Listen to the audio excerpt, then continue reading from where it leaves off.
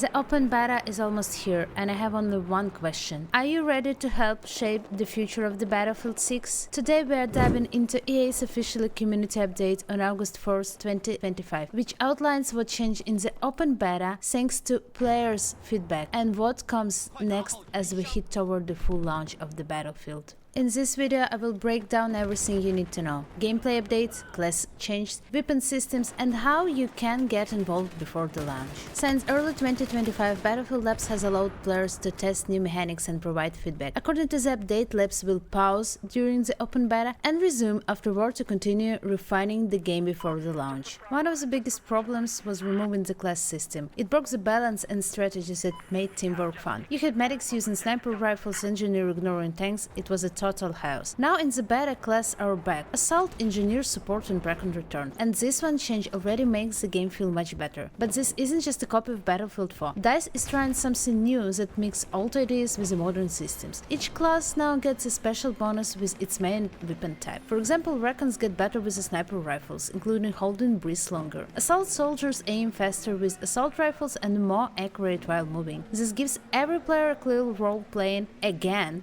you know what to expect when you see a class icon. The assault class was changed a lot to make it more team focused. The adrenaline injector is gone. Instead, assault players now resist stun and explosive damage and move faster. They are made for reaching. Also, they have new passive called commanding presence that helps the whole squad capture points faster. That's a big change toward team play. Here's a big rumor. The deploy beacon, which was always for recons, might now belong to the assault class. It would help squads spawn closer to the fights, not help just solo snipers. There's also talk about gadgets like a deployable loader, letting squads climb to new flanking spots. If it's true, this could make the assault class super strong for pushing as a team. The big class rework also changed how weapons are used. For years, players argued, should every class use any weapon? The beta says, kind of boss. There are two playlists. First, open weapon mods, like in 2042, where any class can use any main weapon. But even there, the class bonus still give you a reason to use your class weapon. Second, closed weapons mods like Closed Weapons Breakthrough, where each class can only use its classic weapon. Supports get LMGs, engineer get SMGs, and so on.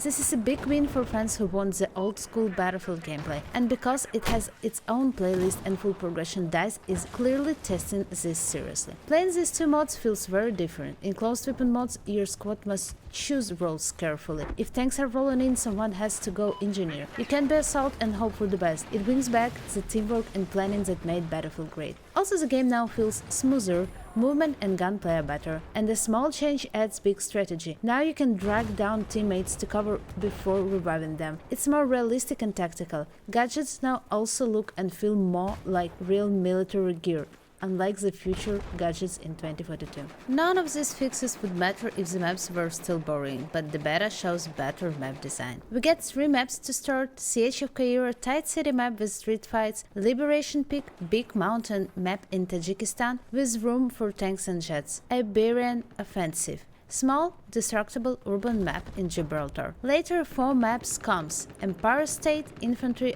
only combat across rooftops in Brooklyn. The map variety is great: open battles, city fights and close range house. This shown DICE is trying to support every playstyle, not just one. There are also combat zones. These are smaller versions of big maps for fast mods like Domination and Squad Deathmatch. This should stop players from running across empty areas just to find enemies. Mods in beta include Conquest, Breakthrough, Domination and King of the Hill. In the second week we also get Rush and Squad Deathmatch. The Closed Weapons Breakthrough mod is especially exciting. It's exactly what many players wanted. Now let's talk about how and when you can play. The open beta has 2 weekends in August. The first runs from August 9th till 10th. The second is from August 14th to 17th. There is also early access on August 7th and 8th. You can join early if you have a Twitch drop code, played in the Battlefield Labs Alpha, or have EA Play Pro. Just pre-ordering the game will not give you early access this time. The beta is on PC, PlayStation 5 and Xbox Series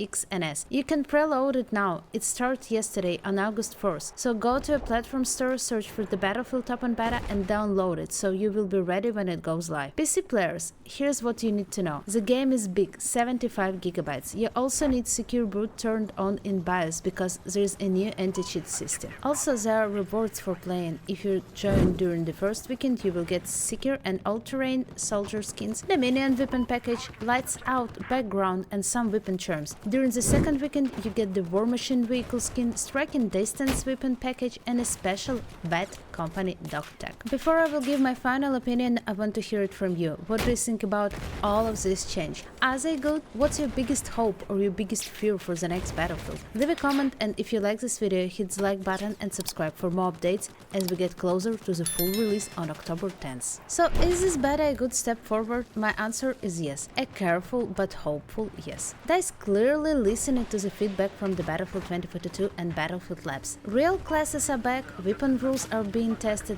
the maps feel better. The assault change, even if they need balance, are exciting and help team play. Having both open and closed weapon playlist is a smart test to see what players like most. It's not perfect, there's all still questions about balance and which version of Battlefield DICE will support long term. While the classic closed weapon mode become the main way to play, or it's just a side mode for now. But for the first time in the years, Battlefield likes a Battlefield again. It feels like a mix of the Battlefield 3 and 4, teamwork, destruction and real roles. This beta doesn't feel like a random test, it feels like home.